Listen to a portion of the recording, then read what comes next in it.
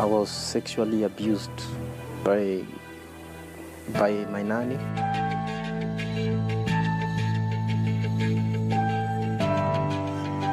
Something tells me, get out of work, go pick a matatu, go Nyeri.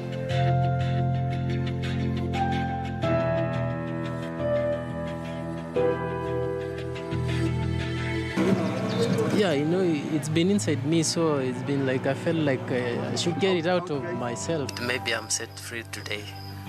I won't last a day out. Yeah. Because I think they'll come back for me.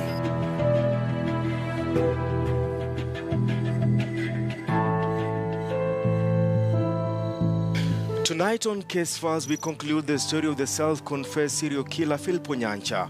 Onyancha speaks for the first time about his encounter with the dark forces of the underworld. Was Onyancha born a serial killer, or he became one? Here is Case Files, I Killed 18.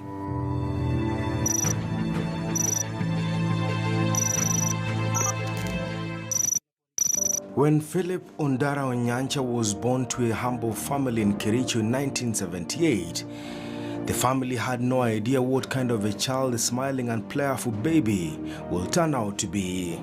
There was little to write home about concerning the former security guard for 32 years until 2009, when his name suddenly stormed the headlines. Onyancha had become the first serial killer to confess about his orgy and showing police investigators his killing fields. My friend. A man who knew exactly when, how and where he killed and dumped his victims. It was his recollection of his criminal underworld that arrested the attention of the country. Indeed, the young Philip Onyancha escaped from home after villagers accused him of defiling a youngster. Onyancha will move to Nairobi, where he worked as a guard at a leading security firm. Philip Onyancha will shock the nation when he narrated the other side of his life of more than a decade.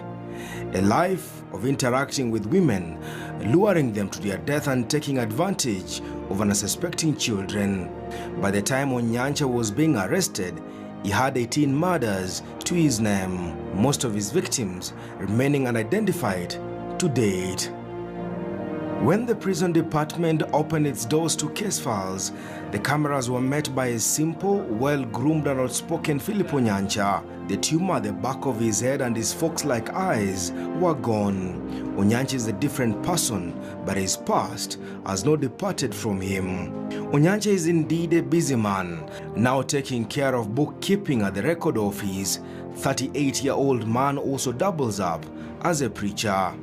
Onyancha was arrested in 2009 after the decomposing body of a 9-year-old boy was discovered in a forest in Lenana area in Karen.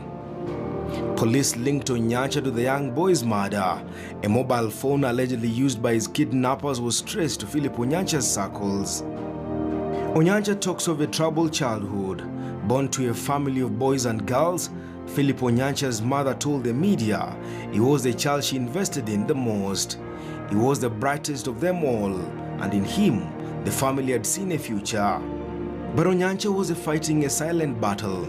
As a youngster and under the care of a nanny, he was a troubled young man, a child trying to understand himself and the world around him. It goes back to when I was young, when I was still a baby, and the kind of environment that I lived in, what I perceived and saw, and I thought that was reality. By the time Philip Onyancha was joining Kenyatta High School Mahiga in Nyeri, he was a man troubled with his own sexuality. I couldn't face it, and I was a shy guy. I never was brave to face up a girl, but due to the crooked perception that I got from the sexual abuse, I was like, now, when you want something, you don't have to follow the channel that is needed. You just go shortcut it and you get it. Use force, use whatever. That's the picture I got. Philip Ony told case files for the first time since he was arrested and charged for a series of murders. His life took a turn for the worse when he was a very young boy. I was sexually abused by my nanny, the lady who used to take care of me when my parents were away. And actually that gave me a wrong picture about my sexuality. By the time he got to his third year in school, the self-confessed serial killer had been caught up in allegations of sodomizing a fellow student. Unable to prove the weighty claims against him, the school administration dropped the accusations. Philip told case files when he was arrested, he had been toying with the idea of coming clean on his macabre killings that he had kept to himself since 1996. Because I remember one time I wanted to, these call-in radio stations, you call in the morning, you give out your problem. I wanted to call anonymously and actually come out and say, maybe this is what I've done. This is what I am. But I never had that courage. I lacked that courage to face up to my darker side. So it was a struggle. Indeed, instead of making a phone call to a radio station or visiting a television station, Ony decided to open up to a group of police investigators who had arrested him in connection to an attempted rape incident and kidnapping. Even my family was surprised because that was actually the first time I revealed what was in my heart. I revealed the kind of person I was, because it's like I've been hiding from people close to me, my wife, my mother, my family, everybody. Ony says his troubled life manifested itself when he was in the second year at Kenyatta High School, Mahiga. What started off as a kind gesture from one of his female teachers turned into a deadly encounter with the world, he says, trapped him. One that enslaved him. By that time I was still young and I never knew a lot. But there was a brush with the darker side of Satanism in that school. And the teacher that was accused of those allegations, though the school never proved it, it was a case that was investigated by the school administration, but they never came to know the real facts of what was happening. But the whole school knew about it. There were some teachers who were practicing devil worshipping in that school. So it was like, now there was a time I used to sneak out of the dormitories, go to the teacher's quarter, specifically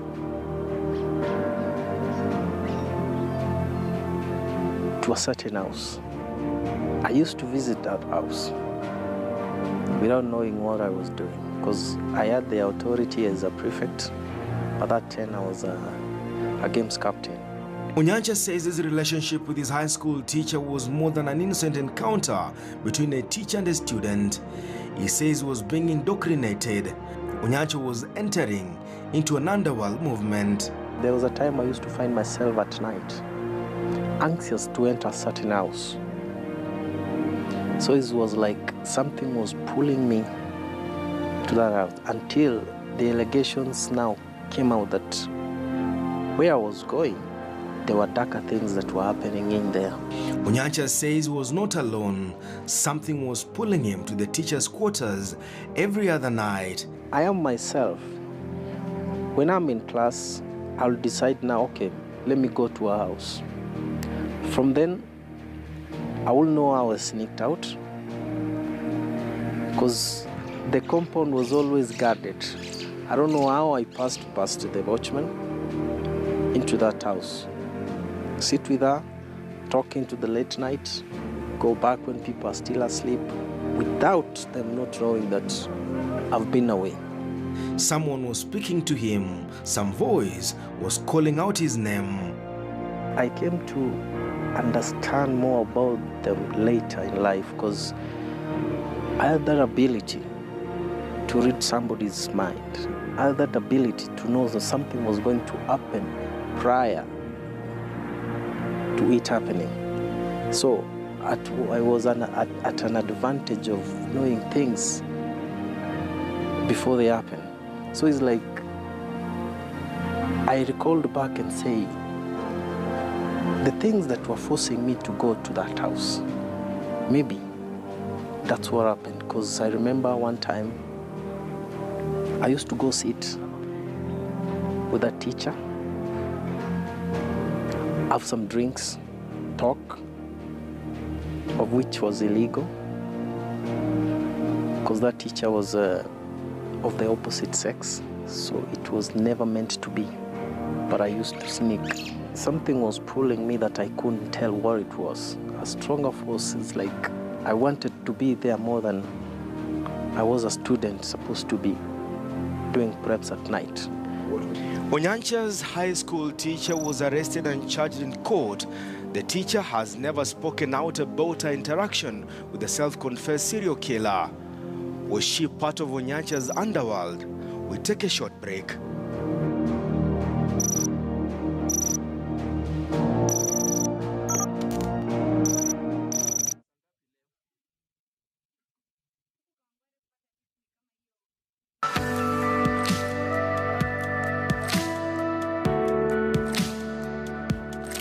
Sasa ni mwaka wa karibu 3 hatujapata mvua. It's a serious crisis, a drought ravaging the counties of Kilifi, na tunashinda hapa na shida ya maji. Kwale, watu wetu wanapata ugonjwa, Kitui, Tana River, na hiyo kisima hiji ndio ile ambayo imeporomoka kaua mtu.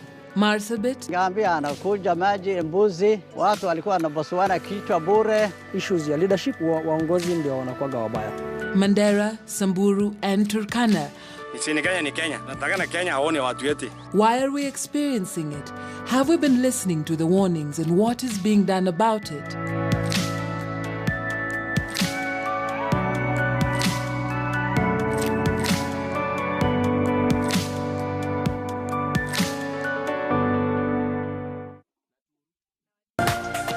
This is KTN News.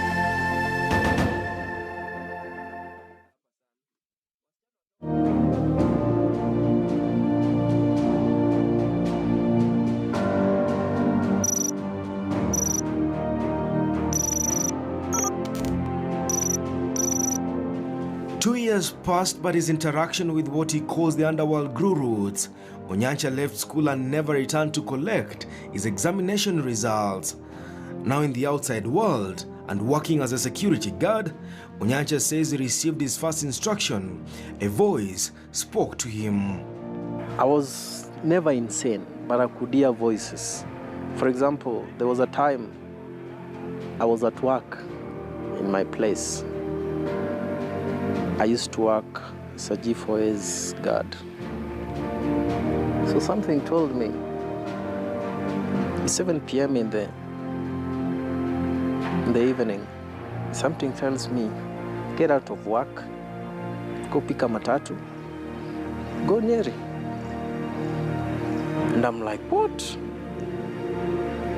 So, to somebody who is on his senses, you can't do that. You can't just leave your area of job and just go somewhere you don't know what you're going to do. But that's what I used to do. Just could find myself, okay, I'm in the matatu stage. I don't know where I got money from. I've picked a car, and all of a sudden, within a snap, I'm in Nyeri. So even my workmate calls me at that time, okay, where are you? I said I'm in Nyeri, and they're surprised. While working at the Nairobi Water and Sewerage Company offices in Karen, Onyancha says he encountered his second victim. When I was at my place with my family, my son, and my wife, from a distance for about 200 meters, I see a lady coming.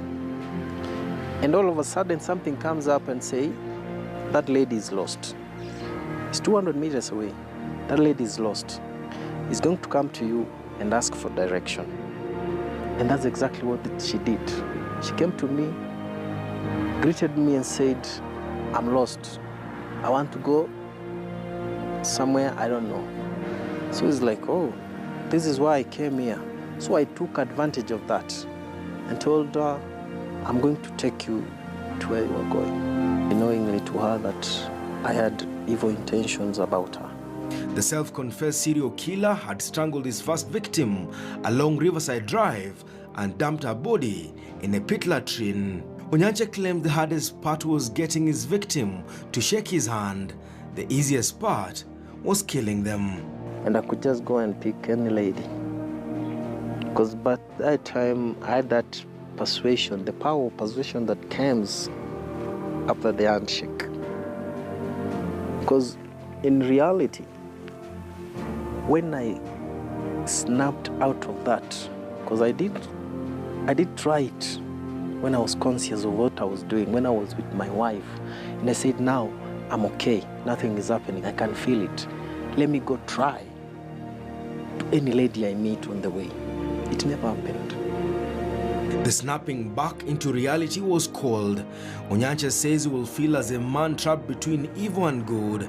A trance where he could feel his victims pleading for mercy as he snapped life out of them but cannot recall seeing them die. I'm in darkness of knowing what really took place. Because 1 minute, I'm with her, she's alive. The next minute, she's dead. So I'm like, the transition from life to death, there is that in between. I can't explain really what happened. Because all of a sudden, I'm sleeping next to a dead woman. I don't know what happened. Philip Onyancha told Case Files he was under constant pressure to deliver. I was in that cult. The satanic cult, devil worshipping.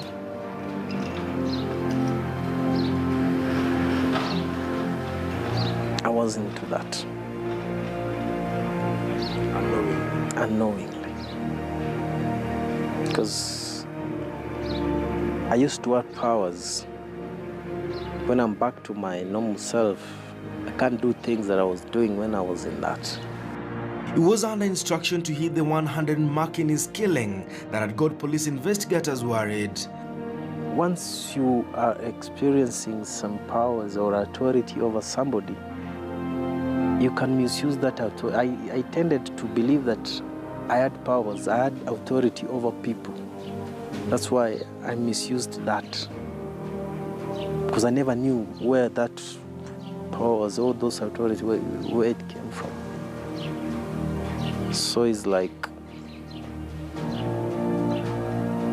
things now are coming together to calling that wherever I'm saying, I'm with my family, I'm now the real husband to that wife, father to that kid, and all of a sudden a voice comes and I'm out of that situation and go to another situation. Someone was killing women without stealing a thing from them. Someone was strangling women and children. It was on Kwame Nkrumah Road where Philip Onyancha waylaid 25-year-old Helen Nyambura. It is one of the killing the self-confessed serial killer, now turned preacher, says disturbed him. I used to go there to really confirm, is it the truth or am I dreaming? Onyancha says as police investigators in Thika carried the lifeless body of Helen Nyambura, he was among the group of people who witnessed the horror scene. So I'm like, the other party is telling me, you didn't do it. The other party is telling me, you did it. So I'm split between two choices. So I had to physically go there, confirm to myself, is it real? So I used to visit that place even after the body was discovered several times. I can count. It was 7 to 10 times I used to revisit that place, asking myself, is this real? So I'm like, I was disturbed. Was Onyancha captive of some forces? Was Philip Onyancha an agent of some evil and dark underworld? I never knew what was happening because I wanted to face reality, face the truth, but things were hard on me. I never had anything or anyone to at least tell me what was happening. Onyancha told case files in his killing bed he was not alone. Every time he killed someone, there were voices and people he could see. Something was happening without me knowing. Something is happening in that same room. Because it was like, to me, it's like an opportunity. It's like they're using me to get that lady into a room. And then what happens beyond that is none of my business. I never knew what was happening. He claims some unseen hand was controlling his life. Some forces were making sure he had done what exactly they'd wanted him to do: kill. At the offices where Philip Onyancha worked as a security guard, it had become clear that he was less interested in working. At home, the wife told case files he sometimes failed to show up for dinner. His wife suspected someone was keeping the husband busy, away from home. I never knew who I was. So it's like I was living life blindly. The woman Philip Onyancha claims enlisted him to the cult moved to a school in Ruiru. Elizabeth Wambui had been a teacher in 2 other schools before joining Gitamayo High School. When Elizabeth Wambui was arrested in connection with the alleged cult activities in the high school where she was Philip Onyancha's teacher, Elizabeth told the police she had nothing to do with Philip Onyancha. She had nothing to do with how Philip spent his high school days at Kenyatta High School, Mahiga. Of all things that we talked about, there are some bits that I'm still yet to understand, to give a direct yes or no. Because there's that part of really wanting to face her. I'm longing for that opportunity to sit with her like we are sitting around and ask her the truth of really what happened or what transpired between me and you. But I've never had that chance. The only chance that I had, and I talked to her, is just I apologized to her.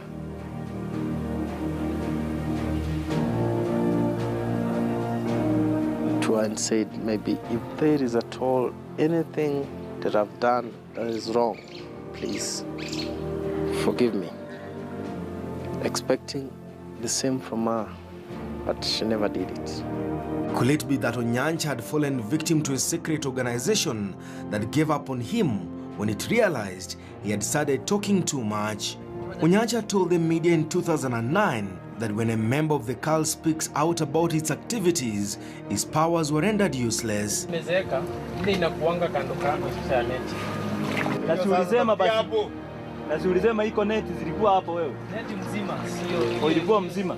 Onyancha will shock police investigators even more when he claimed he was safe in prison than outside where members of the secret organization were waiting to have him killed. I was 2 people in one. Because in fact, when I confessed my deeds, even my parents were surprised. Because they say, this is not the guy we knew. This is not the husband that I knew. This is not the child that I grew up. This is not a brother that I grew up with. In October 2010, slightly over 1 year after Onyancha was arrested, the self-confessed serial killer was jailed for 12 years, not for his series of murders across major towns in the country, but for attempted rape and assault. A court sitting in Kibera jailed him for 12 years for a crime he had committed in February 2009. Philip Onyancha now says he has since denounced the organization that he claims he initially never knew existed. He is a changed man. He has learnt his lessons. There is a new Philip Onyancha in the Onyancha that the world came to know. Onyancha says it might take a long time for families of those he killed, their loved ones, to come to terms that maybe it will be impossible for them to trace their remains. Onyancha insisting he did not feast on the blood of his victims. Being born again, starting life all over again on a clean plate. Considering that now I embraced Christianity, I've done theological courses, I've known who really who I am really. I've known my purpose and purpose about life. So I'm like, I can say, a lot has happened. I've seen change. Onyancha is still facing multiple charges of murder leveled against him over other killings he had confessed taking part in. The hardest hurdle for the prosecution is to prove beyond reasonable doubt that Onyancha had a motive to murder his victims in cold blood. Perhaps the biggest challenge for the prosecution is to link Philip Onyancha to the killings he said he had taken part in, but ones he has since denied carrying out. In many instances, there were no witnesses or evidence linking Onyancha to some of the killings. The aggressive, combative and confused demeanor that was Philip Onyancha has been replaced by a calm, composed and eloquent Philip Onyancha. 7 years behind bars without any credible evidence linking him to a series of murders he had said he had taken part in, Onyancha might be walking to freedom in the next few years.